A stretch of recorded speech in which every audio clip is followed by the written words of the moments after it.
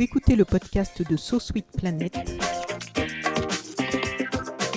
Je suis Anne Greff et je vous propose des rencontres autour des thèmes des droits humains, de la culture et de l'environnement. Colline Serrault, bonjour. Bonjour. Nous nous rencontrons à Paris, à une terrasse de café, et on se rencontre pour parler de hashtag Colline Serrault. Alors, hashtag ou dièse Colline Serrault ? C'est au choix. C'est au choix. Parce que j'ai lu que vous n'aimiez pas tellement les réseaux sociaux et tout ça, et mais par contre vous adorez la musique. Alors, oui, mais j'adore l'informatique. Non, je ne suis pas du tout anti-informatique. Donc je suis très geek. Les deux vous conviennent. Voilà, en fait. tout à fait. Les réseaux sociaux, je ne veux pas y être parce que je ne veux pas m'encombrer la tête et le temps. Mais l'informatique et Internet, enfin toute l'informatique en général, même dans notre métier à nous, oui. C'est génial. Je ne suis pas du tout dans la vieille école, moi. Non.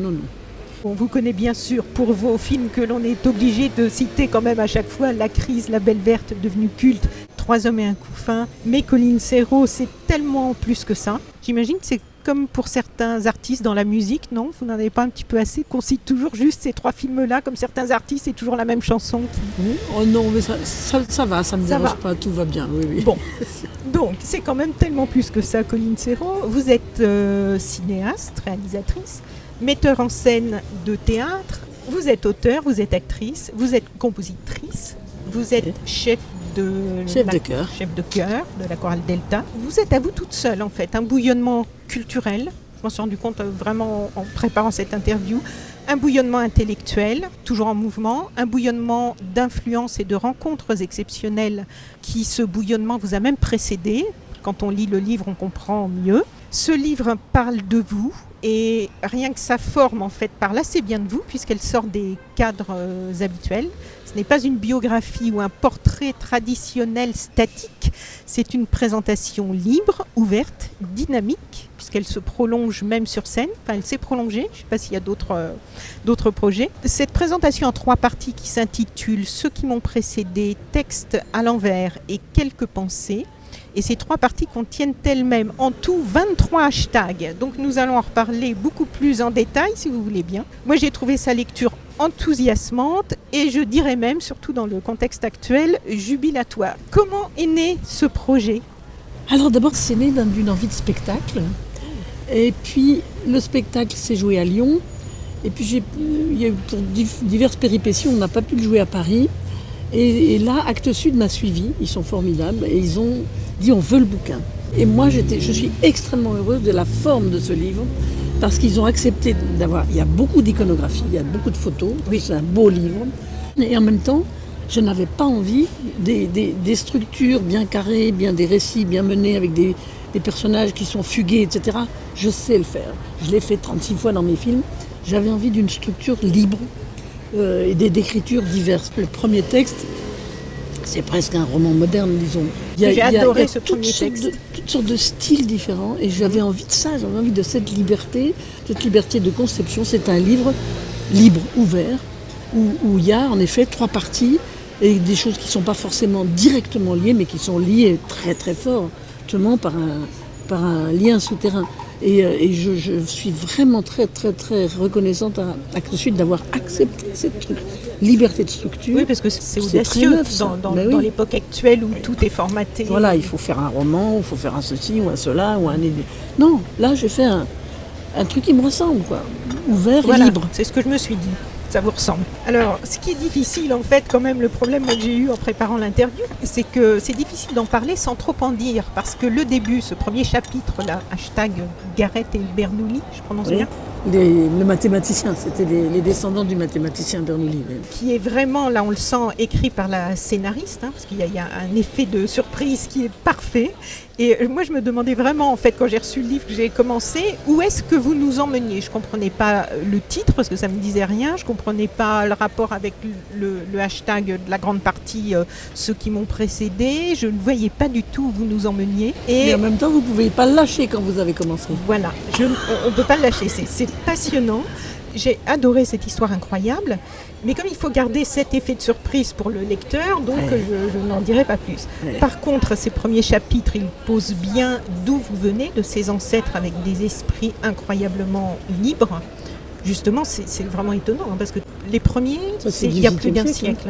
Hein. Oui, c'est fin 18e. Là. Voilà. Et ils sont déjà très libres des formatages de leur époque, de ce qu'il fallait penser, de ce qu'il fallait vivre. Ils ont des personnalités et des réactions qui sont vraiment surprenantes, vraiment audacieuses. Je pense aux frères et à la sœur par rapport au bébé. De Bernoulli. Je étonnant. pense que le 18e siècle était plus libre que le 19e. Le 19e a vraiment refermé tout. Avec le puritanisme, ça a été beaucoup plus violent sur le plan des mœurs, le 19e. Mais donc eux, ils étaient encore un peu héritiers d'une certaine liberté du 18e.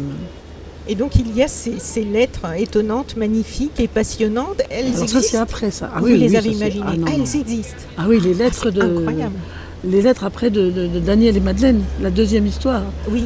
où ils ont attendu 10 ans. Alors ça, j'en ai même beaucoup plus. Un jour, je ferai un livre sur eux, parce que c'est d'une beauté, les lettres qui s'écrivent. Ils s'écrivent pendant des années, quoi, avant de C'est pouvoir se incroyable. marier. Et vous avez tout a Toutes été les conservé. lettres, là. Et j'ai même travaillé avec une archiviste qui les a toutes classées par date. Et on avait envie, on pourrait en publier, elles sont sublimes. Et plus dans un style, parce que lui, il était un homme de lettres, à mon avis, c'était un pasteur, mais il écrivait magnifiquement. Et ma mère ensuite donc sa fille était une écrivain, et enfin je pense que c'est ce don de l'écriture, quoi. Oui, il y a il une nous l'a fibre transmis, littéraire quoi. dans, dans la ligne, et ça c'est clair. Elles sont belles les lettres. Hein. Elles sont magnifiques et c'est tellement touchant en plus. Oui. Donc dans hashtag Madeleine et Daniel, pour avancer dans le livre, là il y a une autre partie de ce qui a pu sous-tendre votre vie, vos engagements, j'imagine, vos créations, où vous décrivez une impasse près de chez vous, dans le 14e. Ah oui. On est après la guerre. Dans cette impasse vivaient des charbonniers et des ferrailleurs que vous décrivez noirs de crasse dans des baraques en bois. Il y a un passage qui m'a vraiment marqué et touché. Je peux vous demander de le lire ou... Oui, si vous voulez.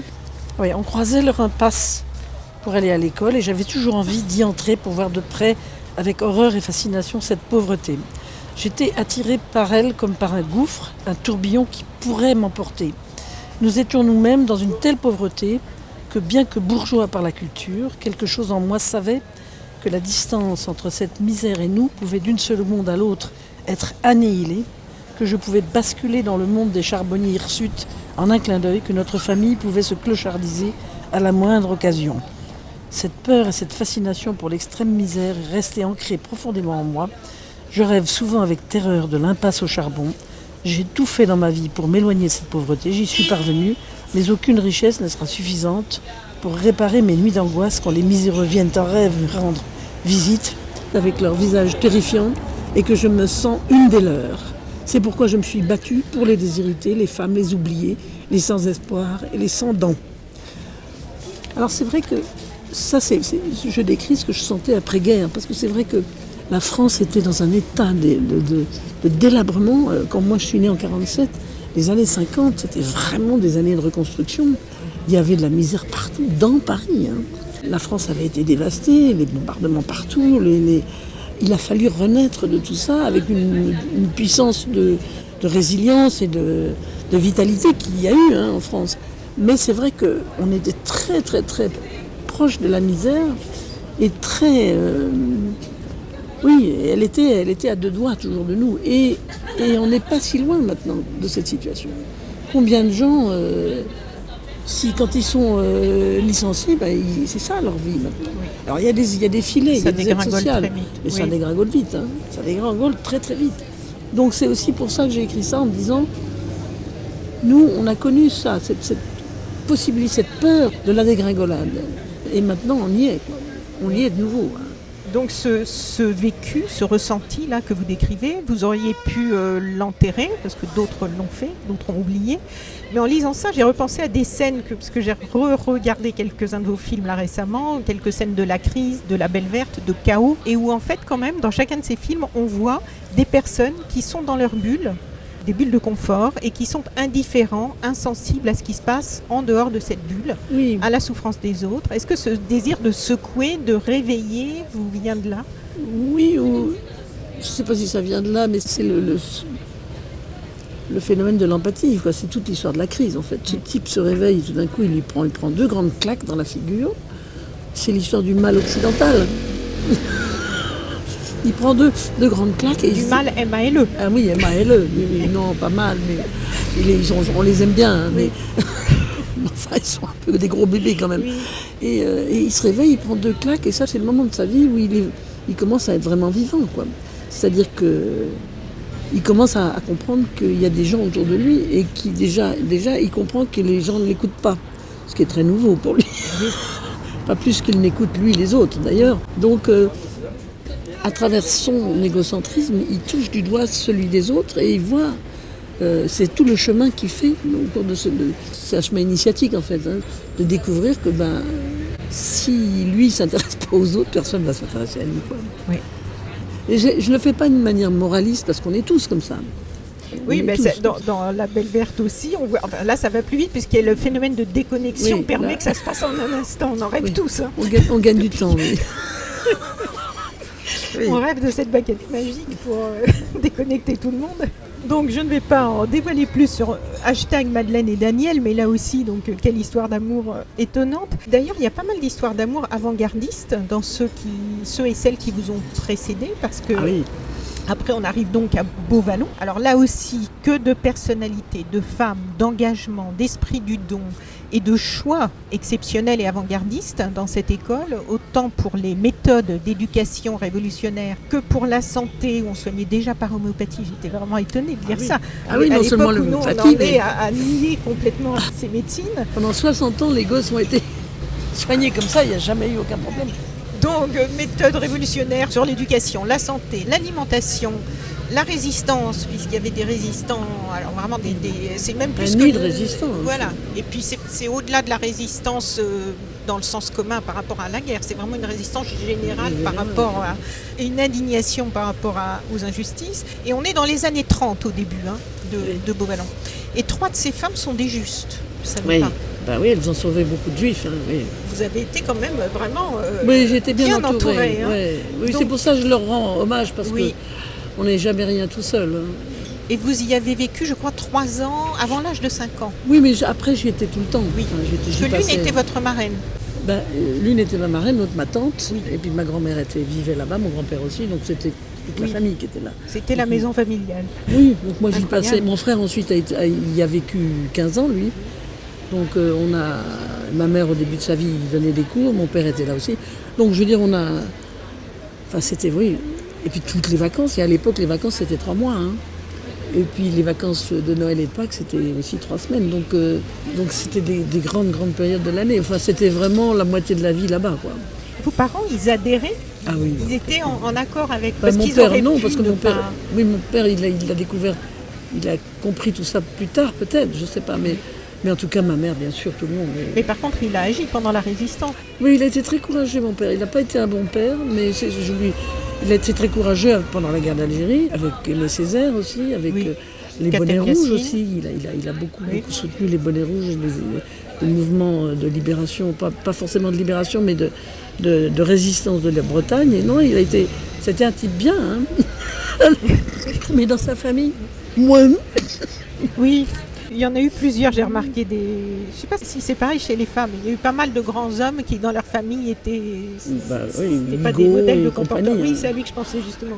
Pas des modèles de comportement humain, on va dire. Donc vous citez sur plusieurs pages les propos de Marguerite Soubeyran, et là c'est vraiment passionnant, donc qui est la fondatrice de Beauvallon, qui vivait donc avec votre tante. Oui. Ça, ce sont des propos extraits d'un documentaire et c'est extraordinaire à lire, d'intelligence, de pragmatisme aussi, parce que quand on pense à ce type d'expérience, on pense à des choses un peu utopiques, mais non, il y avait vraiment, on regardait sur le terrain comment si ça marchait pas, on expérimentait. Et si ça marchait pas, on arrêtait. Voilà. Donc c'est vraiment fascinant et je me demandais quels souvenirs vous gardiez de tout cela. Bon, là on vient d'en parler juste avant, parce que vous deviez voir la différence avec le monde extérieur quand vous retourniez dans le monde normal de l'époque. Ça devait être violent comme contraste. Même aujourd'hui ce serait violent, je pense. Non, mais moi c'est pas compliqué quand j'arrivais à l'école ici, que ce soit la petite école ou la grande école, comme en plus à la maison. J'étais abreuvée de lecture, mais toujours très en avance sur mon âge parce que je dévorais. Je n'étais pas en résistance ou en opposition, j'étais en effacement. C'est-à-dire je me retirais complètement du système scolaire. J'avais des bouquins, j'avais mon bouquin sur mes genoux pour pas non plus faire humilier le professeur, quoi. J'étais derrière comme ça et tout le monde savait que je lisais. Et puis au fond, ils se disaient, bon bah lis, c'est déjà mieux que rien. Et personne ne m'embêtait. Mais je n'ai pas souvenir d'avoir assisté vraiment à un cours, quoi. Je me retirais, quoi. J'étais dans mes lectures, j'avançais sur mon chemin intellectuel. La discipline telle qu'elle était pratiquée à l'époque, et d'ailleurs c'est pour ça qu'il y a eu 68 aussi, hein. C'était très très violent la discipline dans les lycées français, hein. Je la haïssais parce que j'en connaissais une autre discipline qui était librement consentie, mais c'était très cadré à Beauvallon. On n'était pas, c'était pas du grand n'importe quoi, mais on avait une liberté physique aussi. On était pieds nus, on était dans la montagne, on nous faisait confiance. La cloche sonnait, on descendait parce qu'on avait la dalle, quoi. Donc, non, mais je connaissais un autre monde, donc je n'essayais pas de changer celui dans lequel j'étais, mais je m'en retirais, ça c'est sûr. Et je n'ai pas souvenir d'avoir été influencé ou quoi par un prof. Il y avait sûrement des très bons profs. Je ne les ai même pas écoutés, je ne les ai même pas regardés, quoi. Et vous réussissiez à avoir des petits copains, copines de votre âge quand vous étiez, je sais pas, 10, 12, 13 ans, parce que c'est quand même J'étais très très solitaire. Oui. Mais solitaire parce que déjà je travaillais. Très différente. Oui, mais parce que déjà je travaillais. Vous travailliez. Je travaillais, je lisais. J'essayais de comprendre le monde, j'essayais de comprendre.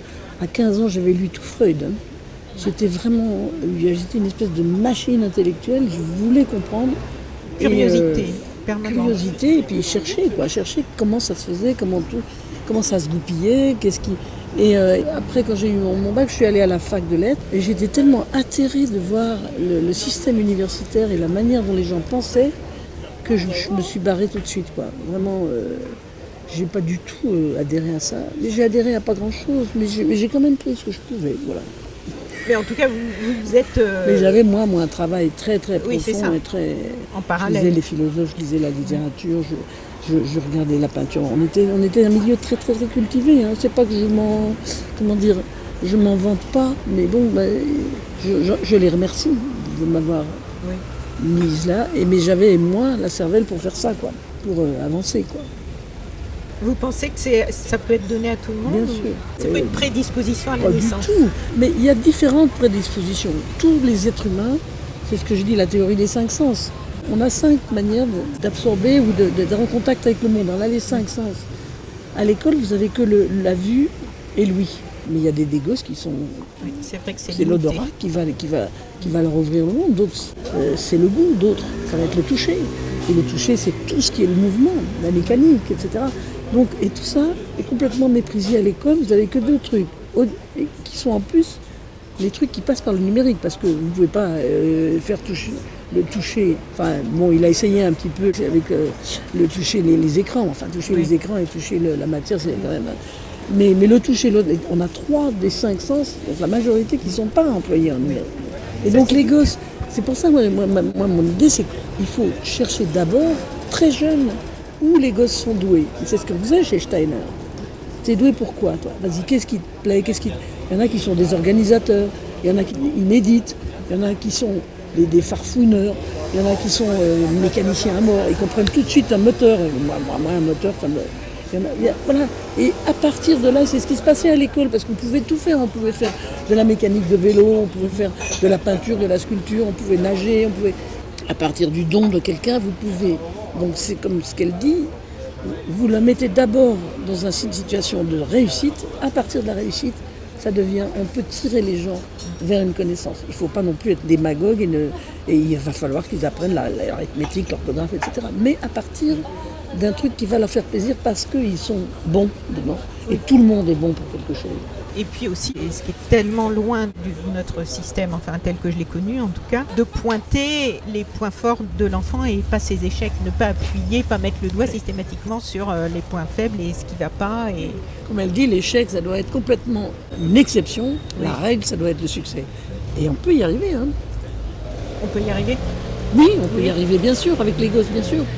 Magnifier les endroits où ils sont bons et puis à partir de là, les emmener vers quelque chose de plus, toujours où ils sont bons, à leur niveau. Le système d'éducation français cherche la faille. On n'est que des failles, on a plein de que ça. Dans l'éducation, il faut déjà donner confiance aux gens, que les gens aient confiance en eux-mêmes, qu'ils aient l'estime d'eux-mêmes. Et là, comme c'était tous des gosses, déjà pas mal déglingués quand ils arrivaient, déjà après-guerre, parce que la France était dans un état socialement effrayant, et puis même encore maintenant, il y a des tas de gosses qui sont en échec de tous les côtés. Déjà, ils pensent qu'ils sont nuls. Leur dire, il y a un domaine où tu n'es pas nul. Trouvez celui où ils ne sont pas nuls, où ils sont bons. Si vous prenez, moi je vois ça dans les groupes, dans les chœurs par exemple. Vous prenez un groupe de 10 personnes, ou 20. Vous les mettez ensemble dans une baraque, il y en a toujours un qui va savoir réparer l'électricité, il y en a un qui va organiser les arrivées et les départs, et ça va l'amuser, il y en a un qui va adorer ranger, il y en a un qui va adorer faire la bouffe, il y en a un qui va organiser tout. Enfin, voilà, il y a une espèce de biodiversité tout à fait logique et très fonctionnelle dans un groupe humain.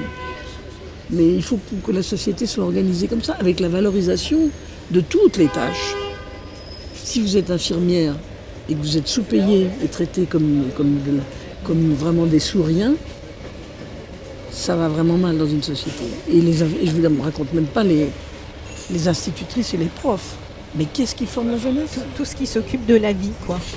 C'est sous-estimé. Par contre, si vous vendez des téléphones portables et que vous faites des mois à 10 000 €, là, vous êtes vraiment respecté. C'est de la merde, tout ça.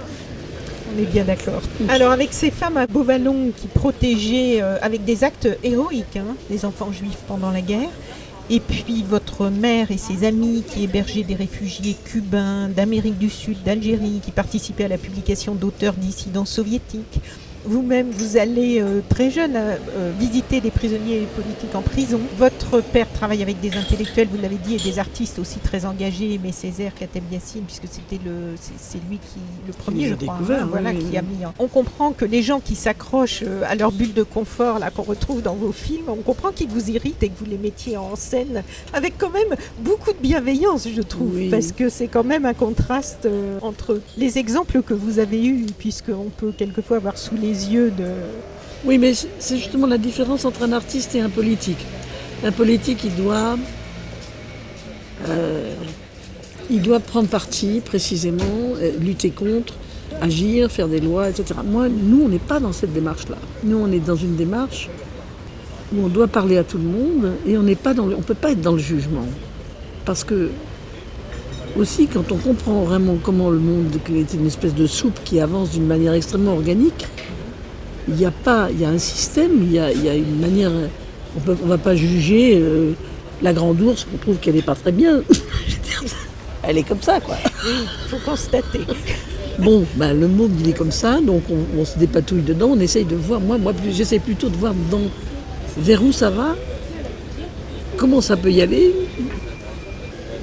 et de témoigner de chemins qui peuvent changer. Oui, c'est surtout ça, mais sans jugement. Mais avec quand même une intention de provoquer des prises de conscience, non ? Oui, mais doucement, et par la beauté, par l'humour, par des armes qui ne sont pas celles de la morale ou du jugement. La poésie aussi, parce qu'en fait, toutes ces formes, la musique, la poésie sont très présentes dans votre vie. Oui, et donc c'est tout à fait une autre démarche, et aussi, à partir du moment où on est vraiment dans la recherche de la compréhension de comment est organisé ce monde, on a des excuses pour tout le monde. Et puis on se regarde soi-même, on n'est pas si bien que ça. Je veux dire, on fait pas mal de conneries, nous, enfin tout le monde, quoi. Donc il y a une espèce de bienveillance. Bon, il y a un moment, ceux qui tuent leurs femmes et les fachos, j'ai pas énormément de bienveillance, quoi. Mais il y a un moment, ça s'arrête quand même, la bienveillance. Oui. Mais il faut. Ouais. Mais enfin, je ne suis pas dans une démarche de jugement, pas du tout. Par exemple, pour les agriculteurs aussi. Les agriculteurs qui ont bousillé la terre, qui se sont bousillés en premier eux-mêmes, avec les pesticides et qui crèvent tous de cancer ou de Parkinson d'une manière effrayante. Donc, si vous voulez, ils ont été embarqués dans un système qui est une pure saloperie. Mais c'est pas eux qui sont directement. Mais eux la plupart n'avaient pas conscience, contrairement à ceux qui leur vendaient ces produits-là, enfin ceux qui les fabriquaient tout du moins, qui eux avaient bien conscience que avec les Monsanto Papers, là on voit que ça fait longtemps qu'ils sont conscients. Très longtemps. Et ce qu'ils ont fait au Vietnam avec l'agent orange et le napalm, etc. Tout ça c'était des essais pour anticommunistes. Et depuis la guerre, ils font la guerre à la terre, quoi. Il y a beaucoup de passages que j'ai adorés, que j'ai soulignés, mais il y a un deuxième passage, je peux vous demander de le lire aussi. Ah oui. ce petit passage-là jusque... Ah oui. Ce fut important pour moi, ça c'était quand je suis allée dans la prison voir les prisonniers politiques algériens. Oui. Vous aviez quel âge? C'était c'était quand l'indépendance. Vous dites que vous étiez en classe, puisque la maîtresse... Attendez, l'indépendance de l'Algérie, c'est... 62 62, ça devait être en 60. Je devais avoir 12-13 ans. 12-13 ans, oui. Ou 11, je ne sais plus. Ce fut important pour moi de connaître ces prisonniers politiques si dignes qu'ils luttaient pour la liberté de leur pays, des gens raffinés et cultivés. J'ai alors compris, et très tôt, que ce qui était considéré comme équitable par la majorité des gens à une certaine époque pouvait devenir injuste et périmé à une autre.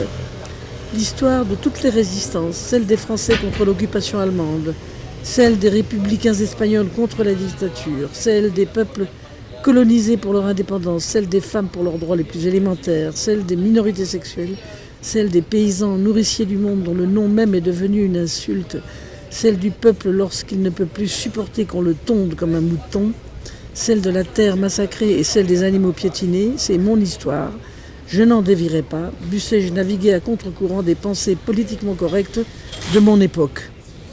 Oui. Tout est dit.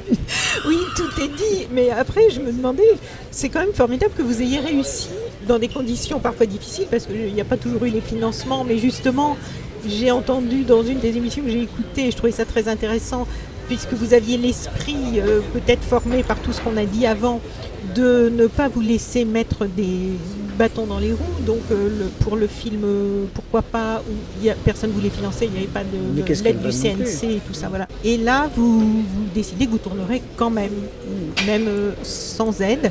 Et je me disais qu'avec cet esprit quand même qui avait été formé d'une façon à avoir des analyses aussi lucides sur la société et tout ça, ça vous a pas tellement handicapé donc dans votre carrière pour réussir quand même à trouver des choses pour toucher le grand public, des financements, de la médiatisation. Ça s'appelle de la ruse. Ça s'appelle de la ruse parce qu'à partir du moment où bien vous n'agissez plus en attendant que tout soit bien, mais jamais rien tout sera bien, jamais. Ou bien vous rusez avec ce qu'il y a. Vous décidez de faire une œuvre malgré tout. Parce qu'en fait, quand vous examinez bien l'histoire de l'art, tout le monde a fait ça. Il n'y a jamais eu des conditions idéales. Rembrandt, ils l'ont bien laminé. Bach a été sous-estimé totalement. Il y a un chapitre sur chacun d'eux dans votre livre. Et Schubert est mort quasiment de froid. Il faut lutter. Puis les conditions ne sont jamais idéales. Et les Russes, les très très grands cinéastes russes qu'il y a eu, c'était pendant toute la période soviétique glacée, quoi. Que ce soit Tarkovsky ou d'autres. Et d'ailleurs, bizarrement, depuis qu'il n'y a depuis le communisme, il n'y a plus de grands auteurs, il n'y a plus de grands cinéastes russes. Curieux quand même. Donc est-ce que c'est le fait c'est-à-dire que quand de devoir on résister à quelque chose? Oui, puis il y avait quand même, dans le socialisme, même s'il était pourri sur plein de domaines, il y avait quand même un désir culturel. Les gens écoutaient Carmen dans les trains. Dans les trains? Dans les trains. Ils diffusaient Carmen. Vous imaginez maintenant si on diffusait la Traviata dans les trains? Non, c'est pour ça, c'est tout ça. Donc moi je savais très bien qu'il n'y aurait jamais de conditions idéales. Et que si on m'empêchait, je ne pouvais pas rentrer par la porte, je rentrerais par la fenêtre. Et si la fenêtre était fermée, j'irais par la cave. Et puis après, si j'irais par la cheminée, c'est tout. Mais du coup, la culture, les films, les livres et les autres créations ont été et sont pour vous des moyens, ça doit avoir un sens. Parce qu'en fait, vous disiez à l'école plutôt dans une attitude d'effacement. Vous disiez, je les laisse faire, et puis vous auriez pu rester dans la vie dans une attitude d'effacement. Qu'est-ce qui fait qu'à un moment, vous décidez de faire des œuvres? Quand je dis effacement, c'est que j'étais extrêmement active. J'avais besoin de temps pour travailler sur la lecture. Les cours ne m'intéressaient pas. Moi, je travaillais tout le temps. Je travaillais à lire, à comprendre. Donc, je ne perdais pas mon temps. Mais à ce moment-là, vous travailliez pour vous. Vous n'essayez pas de toucher, j'essayais pas de changer le système. Vous voyez qu'il était bloqué, le système. Il était bloqué jusqu'en 68 où toute la cocotte a éclaté. Mais la cocotte, elle éclatera toujours. Et à ce moment-là, qu'est-ce qui vous donne envie de commencer à créer? Parce que de toute façon, dès le départ, j'écrivais déjà toute petite. Et je savais que ça passait pas par une espèce de mondanité ou d'adaptation, ça passait par tracer mon chemin en ligne droite, quoi. il y a avec la ruse quand même. Parce que de toute façon, oui, mais la ruse, elle m'a servi aussi. Parce que de toute façon, j'aurais pas fait des pamphlets politiques rasoirs. Moi, j'avais joué le monde de manière qui me faisait rire, quoi. Donc, de toute façon, le fait que ça soit drôle, ça fait que ça a pu exister. Parce que sinon, personne ne serait allé le voir. Oui, c'est ça la force quand même. La ruse. Oui, mais c'est drôle parce que vous employez le mot mondanité et ce qui m'est venu à l'esprit aussi en lisant votre livre, en réécoutant des choses là, c'est qu'il y a vraiment, alors je ne sais pas si ça vient du fait que vous avez eu un background comme ça déjà très éveillé, mais il y a une capacité quand même au-dessus de la moyenne chez vous de voir au-delà des apparences. Et une volonté aussi, parce qu'on sent que vous n'êtes pas du tout attaché à la beauté commerciale, on va dire, à tout ce qui est, que ce soit dans le matériel ou physiquement. Et d'ailleurs, on retrouve ça dans vos castings, puisque vous avez souvent pris des inconnus qui sont devenus des stars. Voilà, et qui ont fait leur premier film avec vous, Patrick Timsit, Marion Cotillard, Isabelle Carré, je crois aussi. Oui, et voilà, et d'autres. Donc en fait, vous avez une capacité à voir, alors que la plupart des gens, même dans les gens connus ou même dans les journalistes, souvent, se réfèrent à des gens qui ont déjà été validés par d'autres. Cette capacité de voir au-delà des apparences, finalement, est-ce que ça aussi, c'est pas un peu quelquefois difficile à vivre? Parce que quand vous voulez vendre un casting avec des gens pas du tout connus et que vous êtes absolument convaincu et que finalement ensuite le public vous donne raison. Maintenant, j'imagine avec les années, c'est plus facile, on doit vous faire plus confiance? Non, pas plus, non. Ah bon? Non, mais vous savez, j'ai été très frappée par...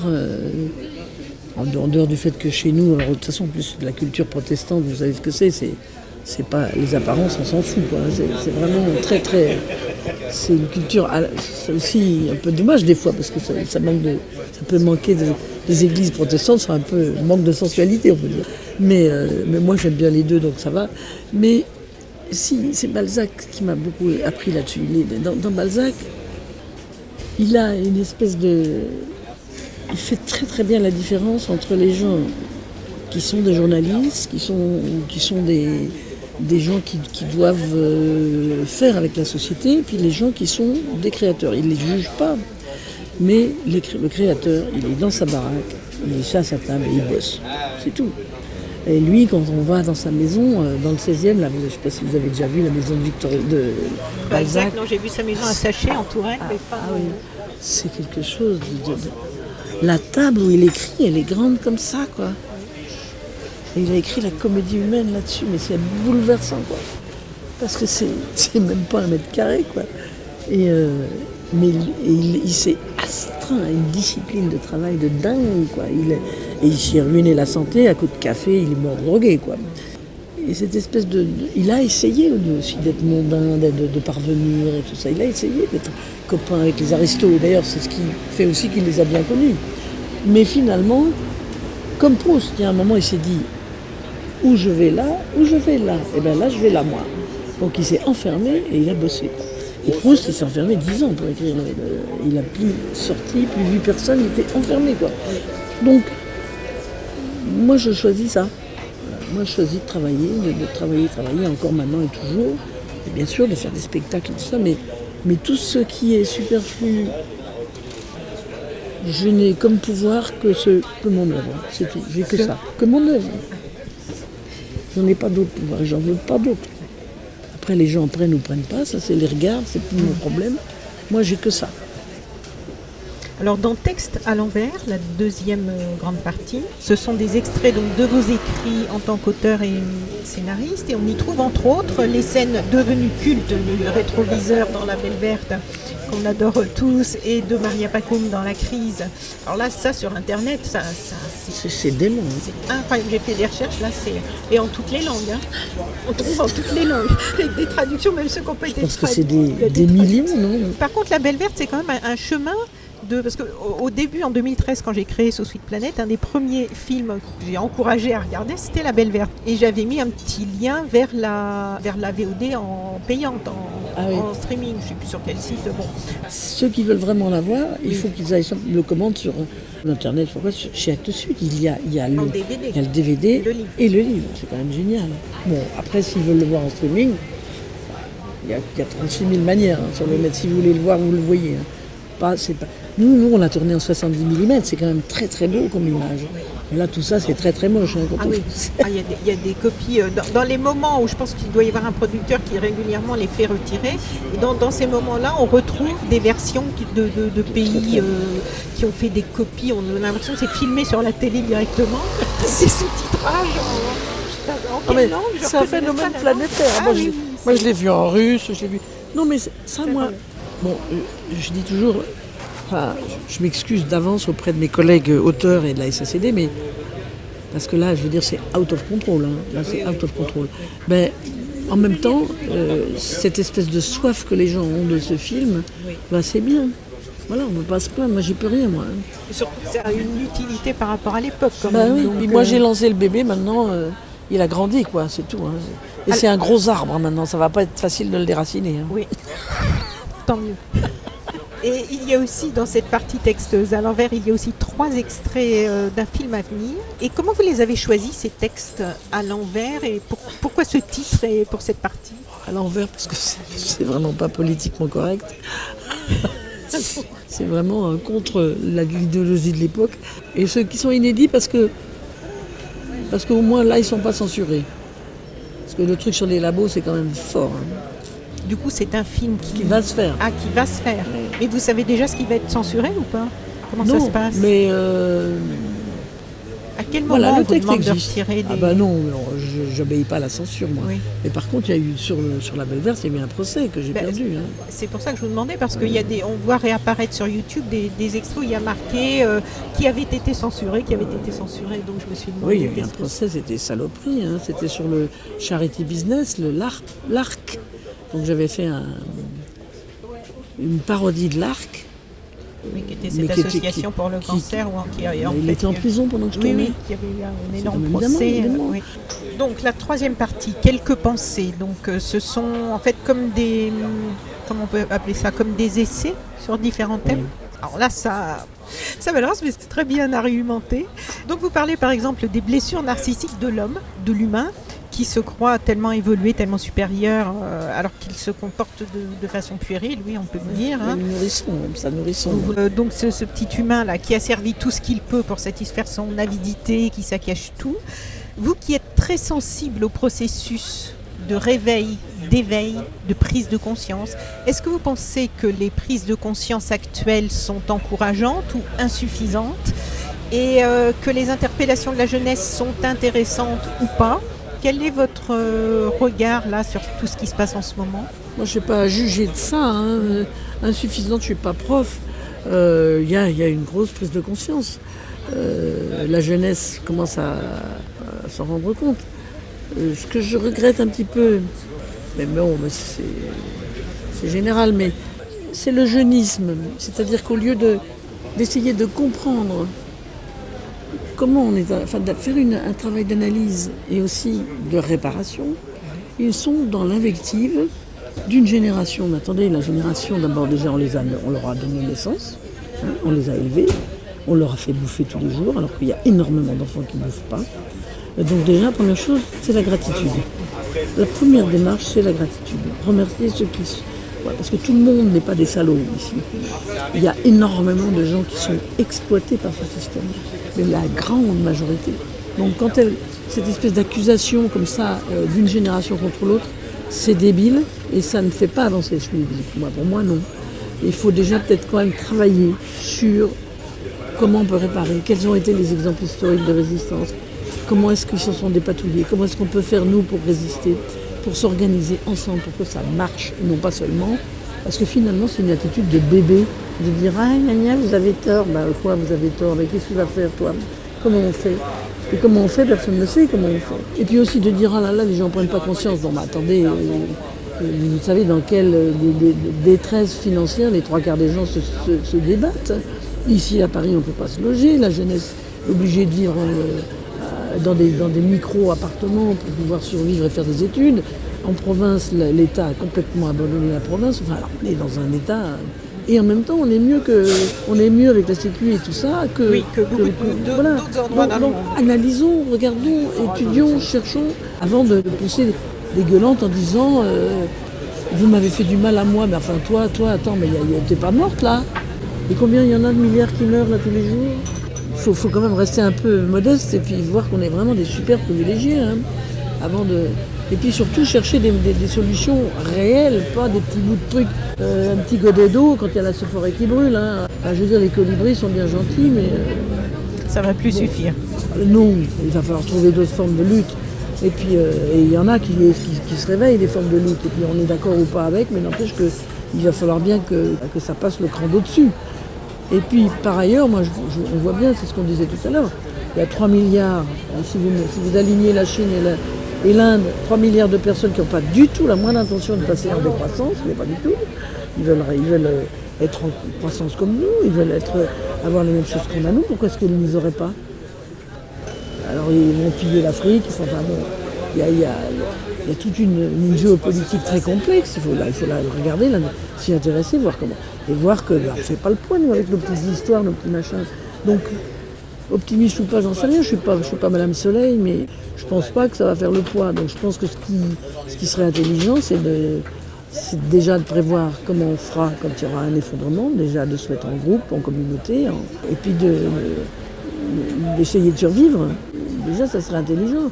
Et puis après, changer le système, oui, mais alors il faut être très nombreux, puis il faut être bien déterminé, hein, avant de se faire écraser. Hein. Parce que créer des alternatives, il y a des initiatives intéressantes. Hein. Là, j'ai rencontré les gens d'Alternativa, qui ont fait le tour Alternativa, les villages des alternatives. Mais c'est sûr que comment faire le poids par rapport à ce qui nous a mis dans le pétrin. Bon, alors, dans le hashtag Le Futur, vous donnez votre analyse des causes du pétrin dans lequel nous sommes arrivés, avec un système où l'argent, le profit sont prioritaires sur le respect de la vie, du vivant. Ah, mais surtout le calcul du PIB, oui, c'est ça. Hein, oui. Avec toutes les conséquences que l'on peut aujourd'hui observer et que de plus en plus de gens énoncent ces formules clairement, ce qui est assez récent.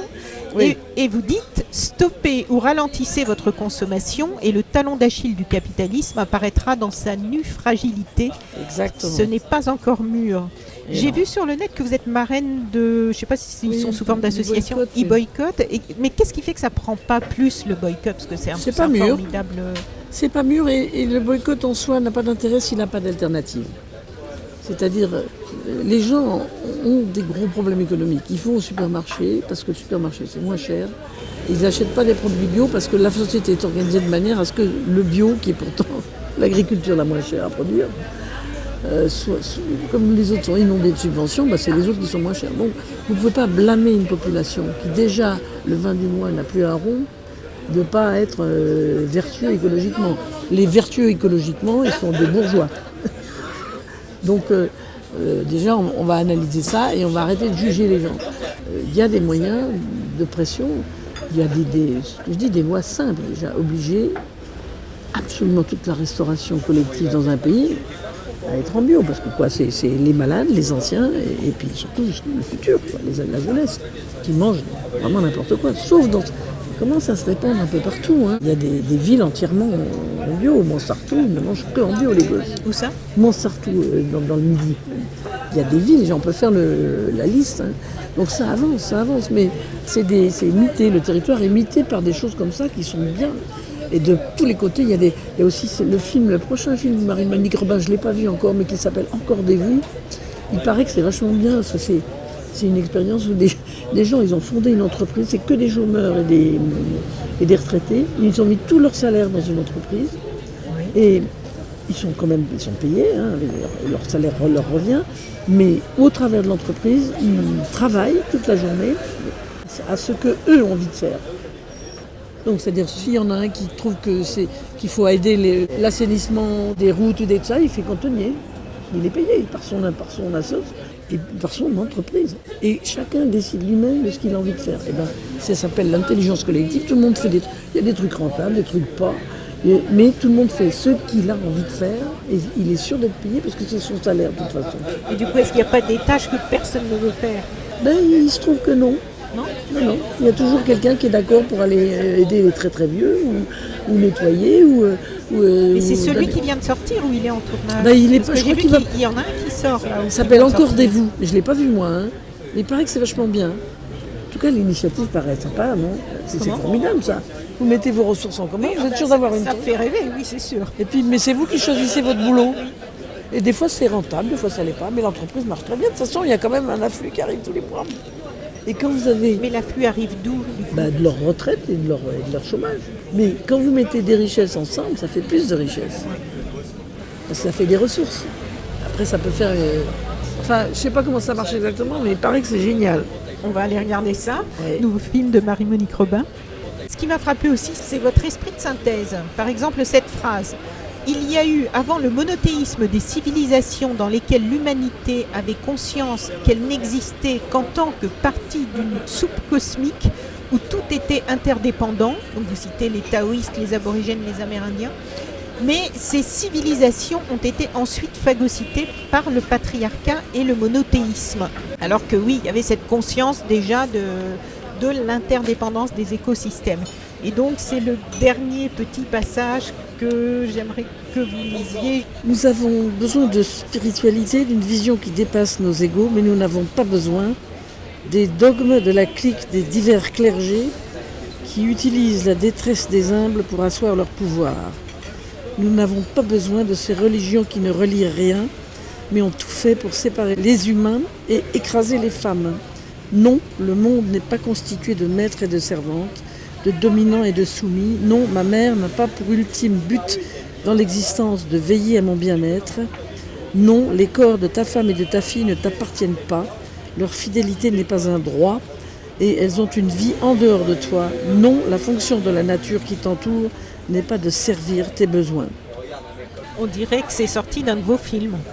C'est-à-dire que c'est la définition du patriarcat, ça, hein, et des religions monothéistes, toutes les religions monothéistes. Inventer une autre société, est-ce que vous croyez que c'est encore possible ? De toute façon, il faudra bien. Oui, elle est déjà en route, l'invention de la musique. Elle est déjà là. Après, dans ses effets, ça va être... Vous savez, le XVIIIe siècle a été le siècle des Lumières. Où, après, on peut critiquer les Lumières, mais en tout cas, 1789 était déjà dans Rousseau et dans Voltaire. Mais ça a mis encore pas mal de temps après pour arriver. Donc là, maintenant, la société nouvelle, elle est déjà dans les têtes. Après, il va falloir le réaliser. C'est pas facile. Après 89, ça a mis 100 ans avant qu'on arrive à la République. 100 ans, hein, jour pour jour.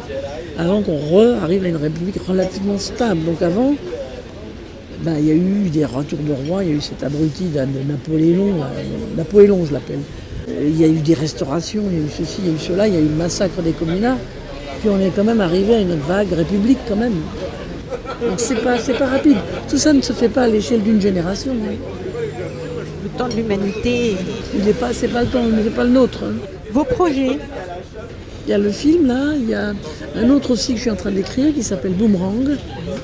Je vais monter La Crise au théâtre. Puis j'ai énormément de concerts à préparer aussi avec le chœur. La chorale du Delta. Quelle place ça a dans votre vie ça fait plus de 10 ans, je crois. 13 ans. 13 ans. C'est-à-dire que ça a grandi, quoi. C'est devenu une usine à gaz, le truc. Donc, c'est devenu très... Donc, en quelques mots, en fait, c'est un groupe. C'est un chœur, oui. Voilà, qui ne sont pas forcément des professionnels. Non. Mais il y a quand même pas mal de... Il y a des chanteurs, maintenant il y a des musiciens avec nous, mais il y a aussi des acteurs, il y a toutes sortes de gens.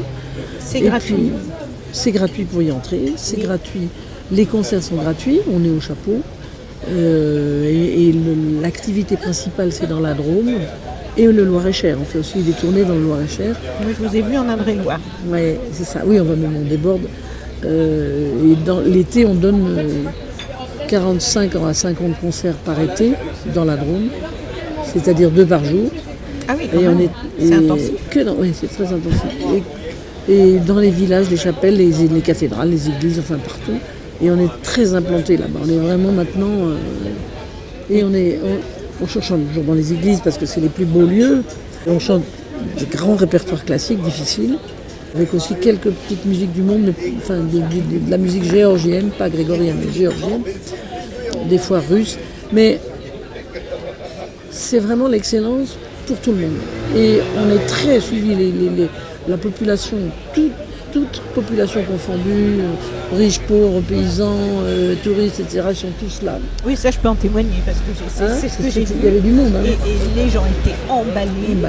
debout, mais parce qu'il faut dire aussi que vous Présente. l'amenez d'une façon très accessible, avec de l'humour aussi, Très une présentation, humaine, quoi. voilà.